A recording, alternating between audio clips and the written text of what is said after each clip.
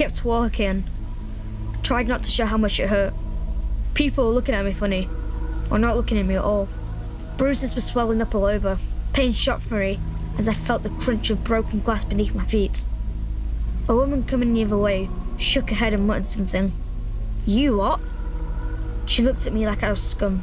I stared at her as I carried on, and I wasn't looking where I was going and tripped. It absolutely killed. I didn't want anyone to see I was crying. I shouted angrily after the woman, but she wouldn't hear me. I knew I had to keep moving. I still had a 10-minute walk until I would get home.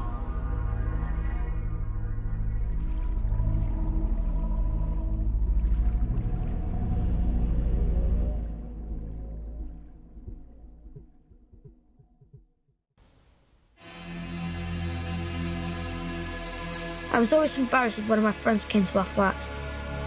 The windows were boarded up and we didn't have proper furniture.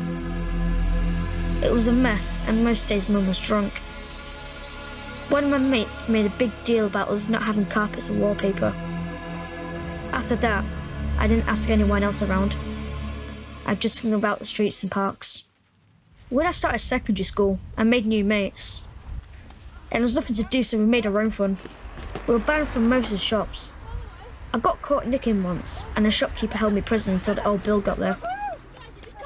They took me home, and Mum went mad that I brought coppers around. I don't understand why she was bothered. I never had any money, but some of my older mates did. They started buying us drinks, cans of Coke, and sometimes beer. They shared out fags, and I thought they were real generous. I asked Alex where he was getting his money from, and he said it was from his fam. Alex was in care and hadn't seen his mum for years, so I don't understand what he meant. He said that he'd introduce me one day. One time, me and Alex were having a fag, when he got a call on his crappy little Nokia phone that I'd never seen before. Alex said that he had to go see Dave, and that I could come with him. The address he'd been given was a dirty-looking house. Alex told me to wait near the door, as he'd only be a minute. I saw Dave slyly pass Alex a wrapped-up bag that Alex quickly shoved into his bag. Dave looked at me and nodded. Then we left. For my 13th birthday, I really hoped that Mum got me some new trainers, as mine were wrecked. But instead she gave me some DVDs she got down at the pub. I said thanks, but didn't tell her that we didn't have a DVD player, or that I sold them. On the night, Alex gave me some beer and a joint, and we got smashed. It was a right laugh. Dave turned up and said he heard it was my birthday, and that I needed some new trainers. I couldn't believe it when he gave me 80 quid and told me to go treat myself. I didn't know what to say, but he just smiled and said, "This is what families do for each other." And I told him I owed him one, and he told me not to worry about it. I hung out with the group more and more. They helped me to see that we needed to stick together, because everyone else was against us. One night, Dave asked me to help him by holding onto a bag for a few days for him. I told him of course I would, and was surprised when he gave me another 100 quid and told me not to go mess with it. I took it home and hid it. I was dying to know what was in it, but I didn't look. Dave trusted me and gave me more money than I'd ever held in my hands before. I hid that too, as I didn't want Mum finding it and asking questions or spending it. After that I did more jobs for Dave. Alex said that I was a proper part of the street fam now. He had a phone that only the fam could reach him on, and he was going away a lot, out of town. We had more money and new experiences than we'd ever had. It was amazing. I knew what was paying for all of this. We were moving and selling drugs, but we were doing it as a family. And it felt good that they believed me to do it right. For the first time in my life, I felt like I had a good future. Like I was in control. I was moving small amounts.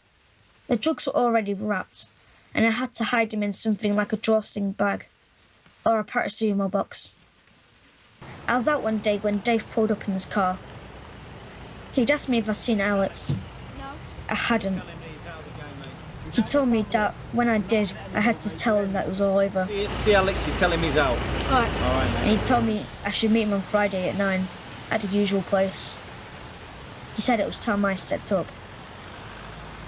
It was Friday afternoon and I did see Alex, but it was being off with me. I told him what Dave said. He showed me that he had a tag on his ankle, and he said Dave would want me more now, as I was still clean. He looked at me strange. Funny thing is, getting his tag has given me my freedom. That was the last time I ever saw of him. I met Dave. He said I was going for a ride with Jay. I went to go and get in Jay's car, but he stopped me and popped the boot open and told me to get in. No. Get in. At first, I thought he was joking, but he looked dead serious. We travelled for over an hour. It was horrible, and a couple of times I started to freak out. When we finally got there, Jay led me into a house. Everyone inside was out of it. There was this big guy on the sofa with a young girl, and Jay told this nervous-looking guy to get the stuff. He fetched a bag of heroin and then slumped into a chair. There's a phone. Don't miss the calls. I'll be back in a few days for the money. He told me to take the calls and sell drugs until he came back. I stood there and didn't know what to do. I sat down for a fag with my hands trembling. I was there for 3 days. I took calls on the phone and all sorts of people came to the door. I let them in and sold them drugs. Sometimes they stayed there for a few hours. Sometimes they were straight off. The nervous guy stayed. He was always high. And I figured this must have been his house. I counted the money I'd taken. There was more than a couple of grand, and I kept it close to me. I was starving and bored, so I was relieved when Jay came back. He took the money but gave me a couple of notes and told me to get the train home. He said to take a packet back home with me. I tried to tell him that I didn't even know how to get a train and that the packet was too big for me to hide inside my mouth. He told me I should hide it up in my ass. It really hurt. When I finally got home, I was knackered. Then Mum gave me the, "Where the hell have you been?" She said she'd nearly had to report me missing and get the coppers round again. I just needed some rest and tried to get my head straight. Next day I saw Dave. He told me to get in the car. You alright? He gave me 200 quid and smiled. He said, "How else would you earn money like that, Alfie? You're with us now." He said he'd take me to get a haircut. He told me that I was doing well and that he was proud of me. No one had ever said that to me before.